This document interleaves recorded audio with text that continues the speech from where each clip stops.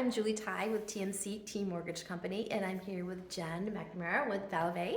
And today we want to talk to you about getting your house ready to sell. Now, Jen, there's a lot of advice I hear out there about what do I do when I'm ready to sell my house? Do you have a few tidbits of information out there to start getting ready for your house to get on the market? That's, of course, a great segue of absolutely. There's lots of different things that you can do. I will say it's very helpful to have a licensed realtor come in, a professional to walk through the home, first to give just a valuation of where we think as is the home stands in the current condition, and then we could at that time also say, if you were to do this, this, and this, your home could then, we could list it at a different price point. And then you make that determination if it's something that you want to put the effort into or not.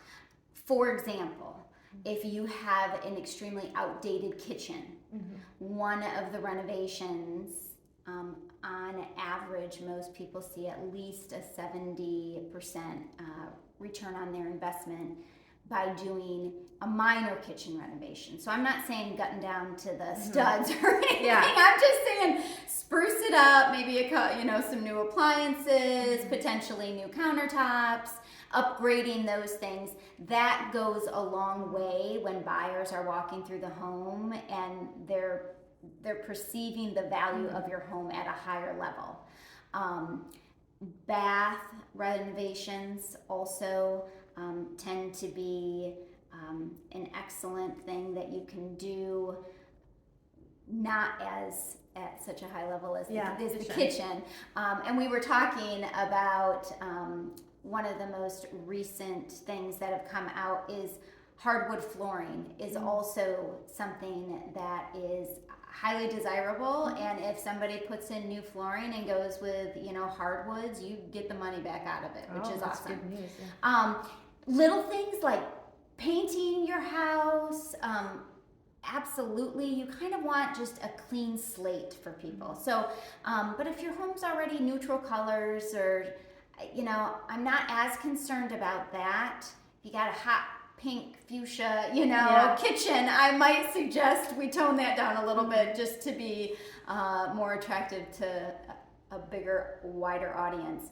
But I will say, just making sure the home is as clean as it can possibly be, decluttering, removing a lot of personal elements. I know, like photographs and such. You want people to walk in and envision their life there, not as much of your existing life there. So those would be some of the key things. The primary thing is, if you are serious and interested in finding out in this market what your home is worth and what you can get for it, and if even a year down the road, you're thinking, okay, I have some time, I want to do some of these things before we officially go to sell, it's really smart to determine and find out those elements sooner rather than later, and then it'll make the selling process that much easier. So sounds like we need to start thinking ahead.